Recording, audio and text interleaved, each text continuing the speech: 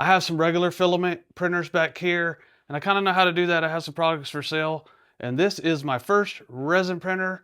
And the goal of today's video is going to be to see if I can get it up and running and make a successful print in the first try. So let's see it. Just before we start, I'm going to tell you what I want this for. I do silicone molds. I make silicone molds for resin casting, and those resin castings are generally used for wood turnings. We pour resin into them, wood and resin, and then it goes on the lathe, and we make pins and handles and stuff like that.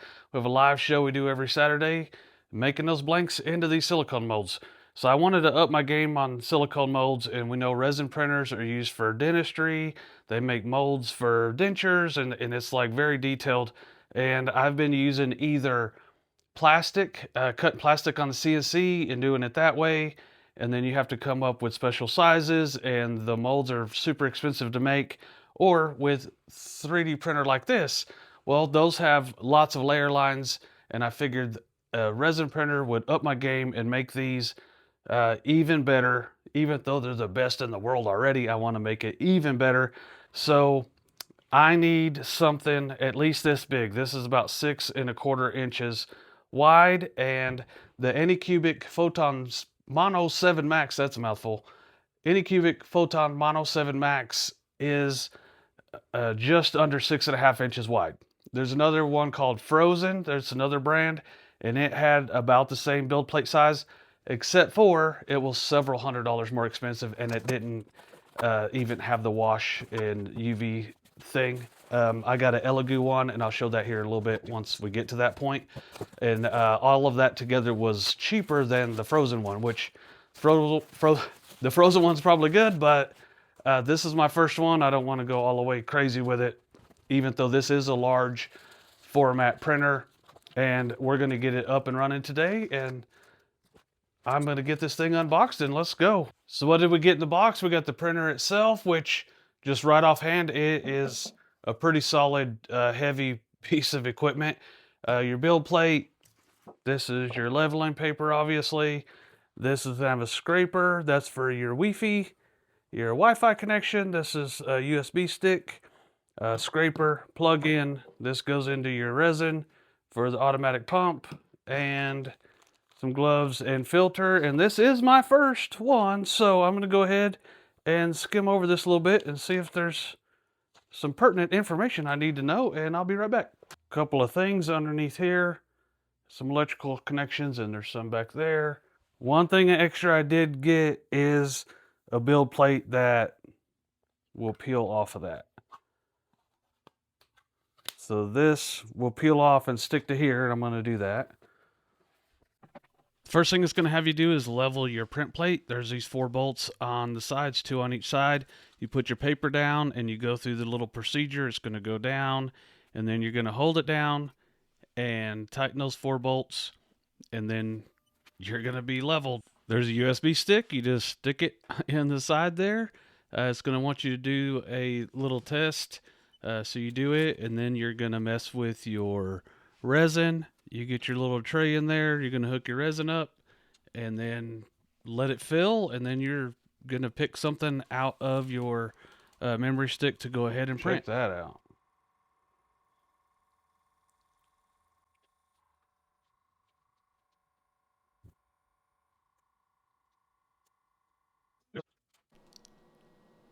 That was pretty cool.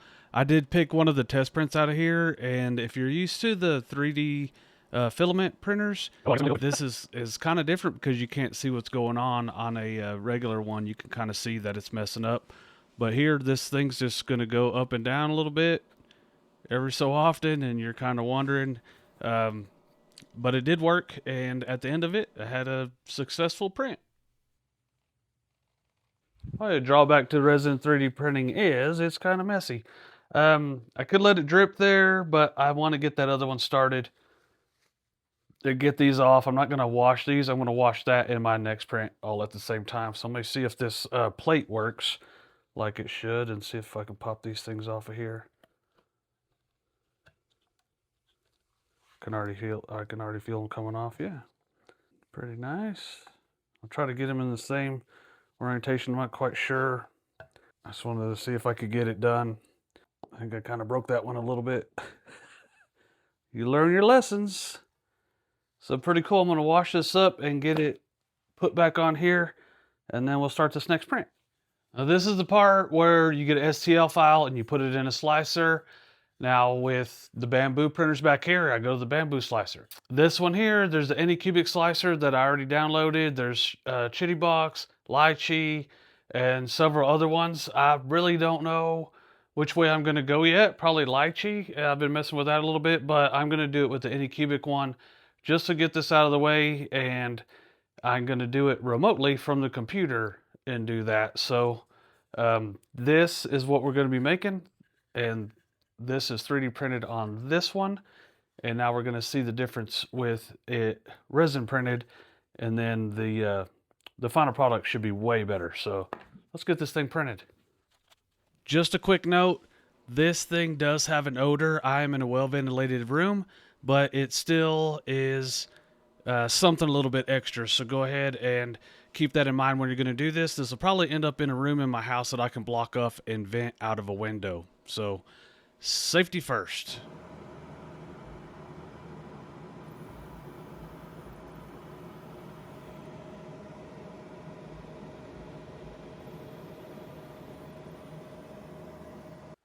All right, this thing is through, and something that's very apparent, I need to get like a Tupperware thing or some kind of washing or dripping or whatever.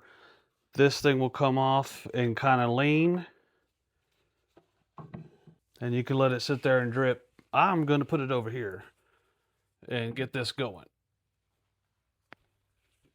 I have this plate that comes off, but this has supports underneath there. I think this is going to come off pretty good. Just got to peel it a little bit, and it comes right off. How cool is that? Looks like it didn't come out very straight, but that's a pretty good first print, I think. So we'll go ahead and put this back on here, and then we'll mess with the washing station. This machine has a thing where it will take the resin and pump it back into here, and then you can pour the rest of it back here, just pour it out of the edge of that vat. I'm going to be starting to print with this, so I'm just going to leave that as it is, move this out of the way, get the washing station over here, and then we can go through that part of the process. Just real quick, this is the washing container, and this is going to be the UV curing. It's a one unit thing. It's super big, so you take off the lid here. This has a turntable on it, and the turntable is about 10 inches round. So the reason why I got this was because I needed something big because some of my molds are going to be big. None of this is sponsored, so I wasn't like feeling like I needed to buy the same brand of whatever. I bought all this with my own money, but I will have links below. So now it's time to put some denatured alcohol. You can use isopropyl alcohol and things like that. Look that up yourself.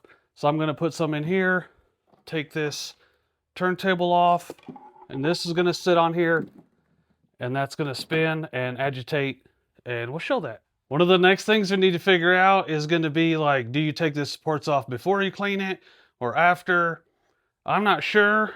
I think I can peel these right off, but I don't want to grab this too hard. But it's coming off pretty easy. So on this one, obviously, I'm going to take it off. So we'll just get it in there. And we have all these test pieces too. I haven't cleaned these yet. We'll see how it goes. How this works is you wash or UV, and you just hit the timer like this. And we're going to do like 5 minutes. There's 5 minutes, and you hit go. There's a magnet thing. There's a thing that runs around in there, and it spins this and agitates it. Pretty cool. You don't have to have this on, but it's probably wise to. See you in 5 minutes. All right, that was 5 minutes. So was that long enough or not long enough? I don't know. We're going to see real quick. Let me take this off. And you can kind of drip dry it like this. So I'll just let it sit there for a couple minutes while I get this on there. I did look up a couple things, and I think that this is, since it's thick and it's solid, I'm gonna go for about 6 minutes in the UV printer. I just looked that up real quick. Is it right or wrong? Once again, we don't know until we try it. And that might be a little bit long for these smaller ones. So maybe I'll do those for 3 minutes first, and then I'll do the big one. Sounds like a plan, but they need to be dry first. So I'll let these drip a little while, and then I'll pat them off with a paper towel or air hose or something. Real quick here, there's UV lights coming out of here, and then there's some mirrors down there, so they're going to go underneath, and there's double. There was other ones that I was looking at that only have one and were a little bit smaller capacity, so that's why I chose this one. So we'll go ahead and put this lid on here. We'll put it on UV cure, and we'll put these on 3 minutes.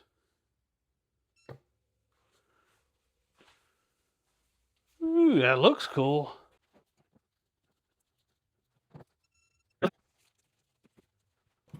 There we go. That was 6 minutes, and let's see. It's not sticky anymore. Maybe a little bit. Let me put it in for a couple more minutes upside down like this.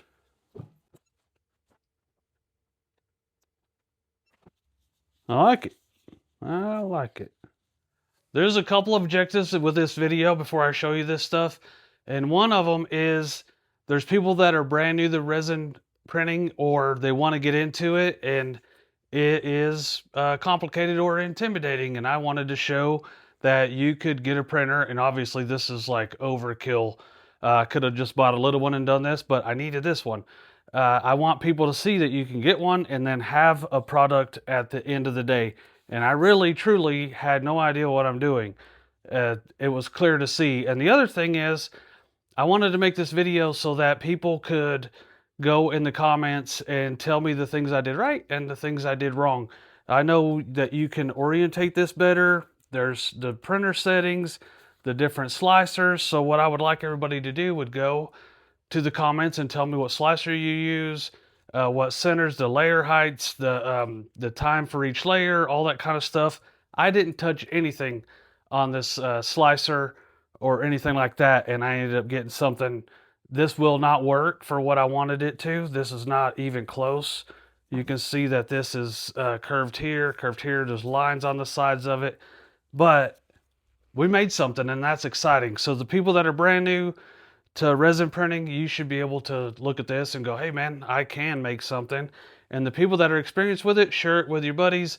And hopefully this comment section could be a place where people can learn. And then I'm going to learn from it. And then when I make this and it's perfect, I can make a video about it. And then I can go and give everybody credit that showed me how to do it. So we'll see you guys next time. Hey, I think YouTube wants you to watch this video right here next. And come and see us on our live show every Saturday at 10 o'clock a.m. Central Time. And we'll see you there. Y'all be good.